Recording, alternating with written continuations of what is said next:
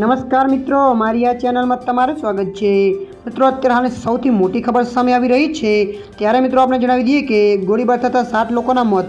જી હા મિત્રો, વિગતવાર આપણે જણાવીએ તો બલુચિસ્તાનના પંજગુર જિલ્લામાં શનિવારે એક બંદૂકધારી શખ્સે એક ઘરમાં ઘૂસી જઈને અંધાધો ગોળીબાર કર્યો હતો, જેમાં 7 મજૂરોના મોત થયા હતા। આ ઉપરાંત એક ગંભીર રીતે ઇજાગ્રસ્ત થયો હતો। ત્યારે મિત્રો આપણે જણાવી દઈએ કે જે મજૂરો ઉપર હુમલો કરવામાં આવ્યો હતો એ તમામ મજૂરો પંજાબીઓ હોવાનું સામે આવ્યું છે।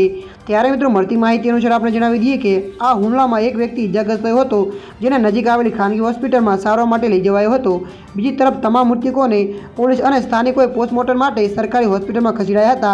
પોલીસે આ બેખામ ગોળીબારની તપાસ શરૂ કરી દીધી છે અને સામે આવેલી જાણકારીઓ ખુલાસો થયો હતો કે આ હુમલાનું આયોજન પહેલાંથી જ કરવામાં આવ્યું હતું। ત્યારે મિત્રો અત્યારની આ સૌથી મોટી ખબર મળી રહી છે।